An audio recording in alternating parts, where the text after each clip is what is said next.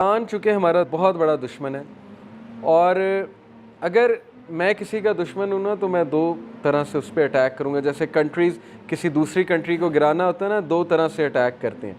मार तो सकते नहीं, ज़ाहिर है डायरेक्ट जंग तो कर नहीं सकते। एक विल पावर तोड़ते हैं, दूसरा उसकी सोर्सेज काटते हैं उस दूसरी कंट्री की, उसकी इकोनॉमिक सोर्स, उसकी पॉलिटिकल सोर्स, उसके सारे सहारे चेक करते हैं, एक एक को काटते हैं। शैतान आज हमारे साथ यही कह रहा है। एक वो हमारी विल पावर तोड़ है।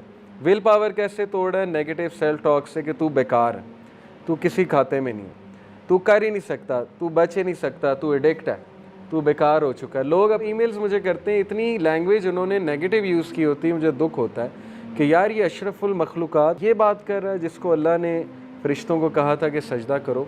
क्या ये एक इंसान की टोन हो सकती है? बड़े दुख की बात है कि वो विल पावर ही तोड़ बैठा अपनी। वो ये कह रहा है कि मैं ख़त्म हो गया हूँ, मैं बच ही नहीं सकता। तो ये शैतान है जो आपकी विल पावर तोड़ना चाहता है, जो आपको ये प्रूव करना चाहता है कि तू नहीं कर ही नहीं सकता, तू इस जोगा ही नहीं है। पहली बात। दूसरी बात, वो आपकी सोर्सेस काटता है, हर तरह की सोर्स, और सबसे बड़ी सोर्स है अल्लाह। वो आपको अल्लाह से दूर करता है आहिस्ता आहिस्ता। पहले नमाज़ें छुड़वा के, फिर ये कि नमाज़ों के हवाले से दिल में एक तंगी सी बना के कि यार नमाज क्यों मैं पढ़ूँ, सुस्ती सी होती है नमाज़ पढ़ने के हवाले से, उठा नहीं जाता, नमाज़ पढ़ी नहीं जाती। फिर अल्लाह से जो एक आधी दुआ आप कर रहे थे हफ्ते में वो भी जाती है, अल्लाह से ताल्लुक़ ही कोई नहीं। फिर जो कभी सोते हुए कभी अल्लाह से बात कर लेते थे वो भी जाता है। आहिस्ता आहिस्ता आहिस्ता आहिस्ता अल्लाह निकलता जाता है लाइफ से, यानी हम खुद निकालते हैं अल्लाह सुब्हानहू व तआला के कॉन्सेप्ट को। तो ये वो हमारी सोर्स तोड़ है, हमारा ताल्लुक़ तोड़ है अल्लाह से। जब उसने दो चीज़ें कर ली ना, आपकी विल पावर तोड़ दी और आपका अल्लाह से जो थोड़ा बहुत कांटेक्ट था वो भी तोड़ दिया, तो फिर समझें कि वो सक्सेसफुल हो गया आप। और यही बात अल्लाह ने वार्न की कि देखो वो तुम्हारा बदतरीन दुश्मन है। आज हमारी यूथ डीमोटिवेटेड क्यों है? क्योंकि उनको नाउमीदी है। उनको ये नाउमीदी है कि पता नहीं हमारे हालात चेंज होंगे कि नहीं होंगे, पता नहीं हमारी कौम कहाँ जा रही है।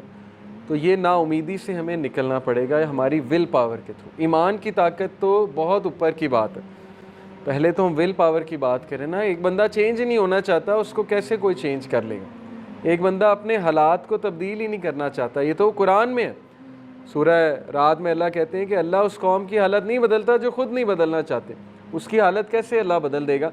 डिसीजन ही नहीं ले रहा है एक बंदा चेंज होने का, वो अपनी गलतियां ही नहीं करेक्ट करना चाहता, वो सबमिट कर चुका है। वो कहता है कि मैं ही गलतियां करूंगा ही करूंगा, मैं एडिक्ट हो चुका हूँ, अब मैं नहीं बदल सकता। तो कैसे उसको अल्लाह ताला तब्दील कर दे? ये सोचने की बात है। अपनी विल पावर पे काम करें, अपने आप से पॉजिटिव सेल्फ टॉक किया करें, अपने आप को थपकी दिया करें। ओके, जब आपको अच्छा काम करें अपने आप को अच्छा ट्रीट किया करें।